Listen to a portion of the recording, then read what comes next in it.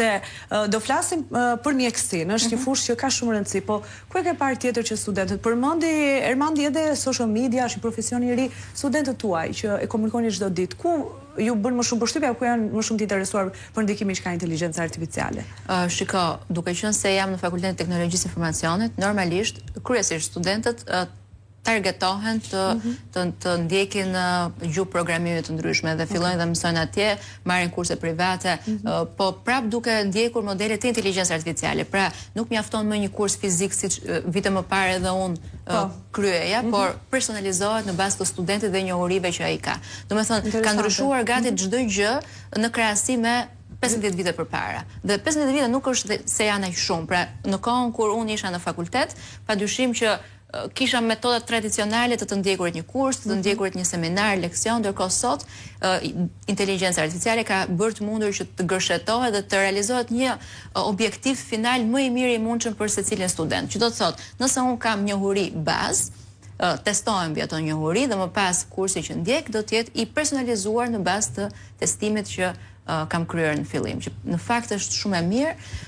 Më pas padyshim që siç edhe u përmend social media manager ka ndryshuar totalisht me inteligjencë artificiale, disa profesione duket sikur do të zëvendësohen, kështu që ka një afat kohor që i jepet këtyre profesioneve për të riaftësuar veten, ose për të përdorur inteligjencën për përmirësim, për të riaftësuar veten. Pra, është një mjet që tani e kemi, duhet ta pranojmë që e kemi, kështu që me këtë mjet atëherë ne e vetmja gjë që mund të bëjmë është që të kuptojmë që nëse na zëvendëson atëherë duhet të marrim kohën tonë për të riaftësuar veten, për të rritur në një dimension që inteligjenca artificiale po zhvillohet, por nuk na ka arritur akoma. Pra, jemi në një sfidë të hapur, të vazhdueshme. Këto ishin disa pyetje për ty në tempo. Ka disa ngjarje që kanë ndodhur. Për shembull, ministri gjerman gjatë vizitës në Kinë është pritur nga një shfaqje me robot që ne do ta shohim, për të kuptuar pak më shumë se çfarë do thotë kjo. Është një mesazh i qartë për atë që e pret botën në vazhdim apo jo, nuk e di nëse mund ta kemi pamje në këtë moment, po derisa të bëhet gati ti Ermand besoj e ke ndjekur të gjithë zhvillimin, të bëri përshtypje dhe se lexove. Patjetër, madje mua më ka çuditur jashtë mase dhe me thënë të drejtën do kisha shumë dëshirë të isha dhe unë atë shfaqje aty.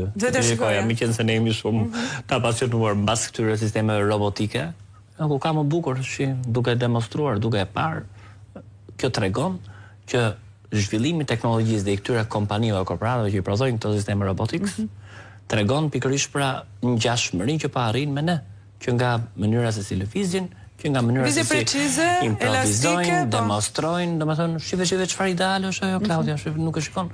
Domethënë është edhe lëvizja shumë e shpejtë, se jemi mësuar me ato robotët primitive, thonë ndryshe para 10 vjetësh, 15 vjetësh që doshin një orë të luajnë krahun, kurse ato janë shumë shpejt. A duket shumë superfuqit, po tregojnë edhe forcën me përshtatjen e shpejtë dhe me krijimin e këtyre robotëve? Unë mendoj që këto korporata apo kompani që po ndikojnë kaq shumë tek ky vrull gjëra gjatë zhvillimit të